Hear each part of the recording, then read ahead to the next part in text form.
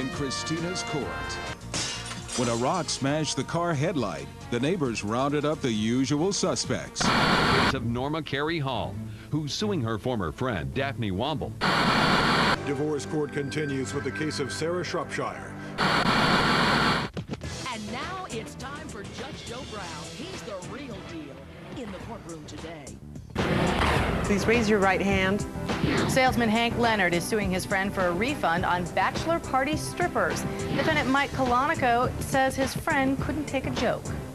Plaintiff says that the defendant was given a sum of money. $700 I paid him. All right. The defendant, according to this complaint, was supposed to provide some strippers. He went out and procured the service of said same strippers, or was it plural? Two strippers. Two strippers. Okay, my now, friend Hal's, excuse me. Were you there? The groom. You're the groom. All right, well, you come on up then. All right, this is the best man. All right. Now, this is the person for whom the party was being thrown. Yeah, can I explain? You were supposed to be thrown. I was in charge of planning the party. Okay, I got that. A lot of responsibility. What was your purpose? I'm Harmon Leon, and I'm an infiltrator. My life's pursuit is to adopt clever personas and disguises in order to infiltrate the institutions of everyday life, in order to stand up for the underdog and stick it to the man. And it's time for my biggest infiltration of them all. Daytime courtroom TV shows. You know, those shows where the TV judge doesn't take shit from anyone? And I've enlisted two friends to help me out. Scott Colonico and Brad Kunemeth. Step 1. Finding a fake courtroom TV show. After emailing several shows with the most ridiculous case I can come up with, involving ladyboy strippers roaming a bachelor party in Vegas. Along with the email, I sent the producer some fake bachelor party photos taken with my friend Brad when we were infiltrating the Christian Wrestling Federation in Georgia.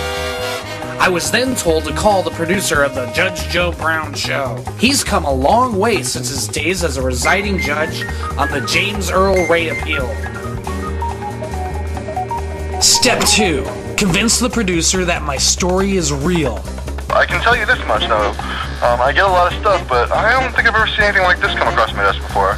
Basically, my friend, he ruined my good friend's bachelor party in Vegas. If you're like serious, and this is crazy, and I'll totally try to see if we can help you out with this. Well, organizing a bunch of friends of ours to come to Vegas. It's his bachelor. Yeah, I got you. I got all that file. Keep and going. we kind of been partying all day, and I gave him money to get the strippers. Got that part. And it came, and we're all enjoying ourselves. We're laughing, but then it came time for the strippers and the final they disrobe and all of that. What happened? Tell me what. Everybody's getting worked up.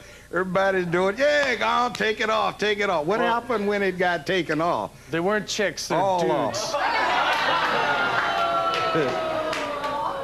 So no one realized. So I guess they were they were pretty decent looking initially, right? Yeah, they're kind of sort of like your ladyboy types. Were they Asian? Yeah. Okay, so they were Asian strippers, Asian lady boys. The plaintiff didn't specify what the gender is. Wait a minute. It's a bachelor party. Like how you were having a good time. You were having a good time. Yeah, but wait a minute.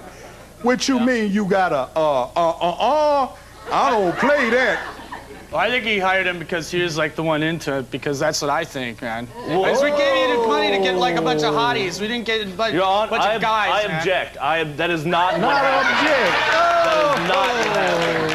I believe that the... Explain yourself. Wrong. You've been challenged here. Wrong. Step 3.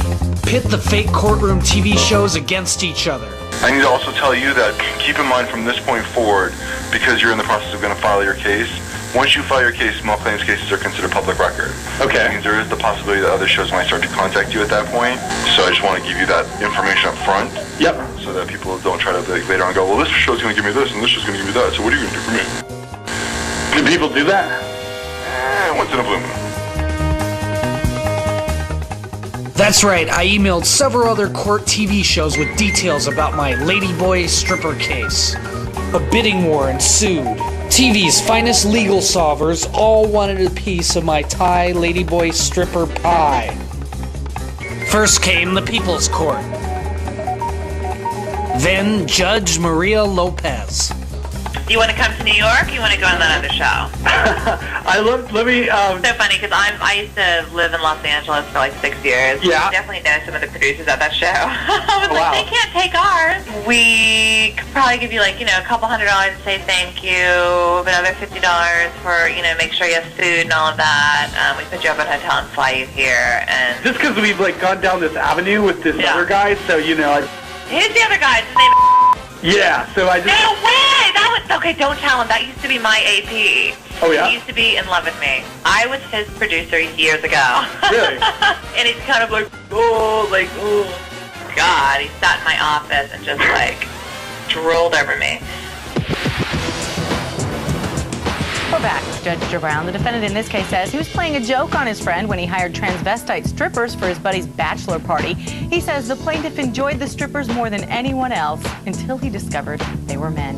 Well, I put it this way, it's like I'm paying him to go buy oranges, and he comes back with bananas. I didn't pay for bananas. Man. Peaches, and he comes back with bananas. Yeah.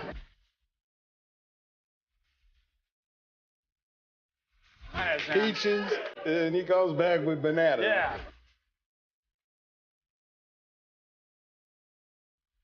So it's just like it was a joke. I played a joke. It was a joke. I didn't say that, but that's a good pun. If you want to talk about lap dances, you're the one that is getting all of them. No, that is not true. And he knew what they were. That's the weird part. That's perjury. I object. What do you mean perjury? You object, you gotta prove that it's not, you gotta impeach them, but I want to see the pictures. What are we talking about here? Pictures. Miss Sonia, let's see. Step 4. Get photos of ladyboy strippers. I live in San Francisco. How hard can that be? In fact, we have a restaurant called Asia SF, where all the workers are Asian trannies. With camera in hand, I went down there and snapped a few photos.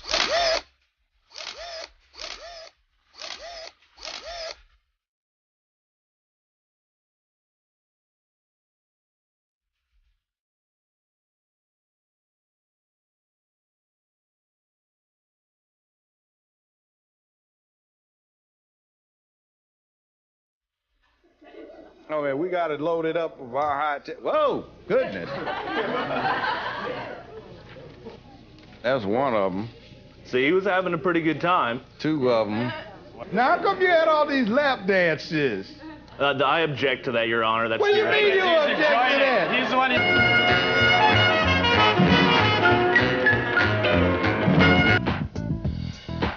You gotta address your tabulation devices out there, ladies and gentlemen. If you believe that the plaintiff in this case gave the money to the defendant with gender being an optional choice on his part, vote yes. If you don't think they intended there to be an option on this, vote no.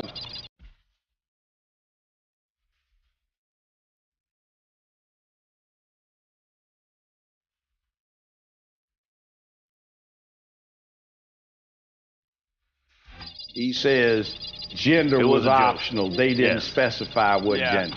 Great joke. Okay, there you go. All I ask is, how would you react if it was your bachelor party? And your friend, your so-called friend. Let's put it this way: if you had pocketed the $700 and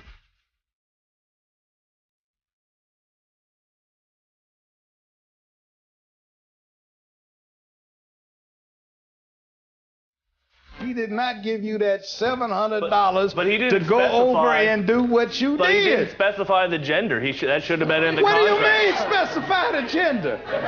Well, I guess you'll object to this. $700 in your court cost. Judgment accordingly.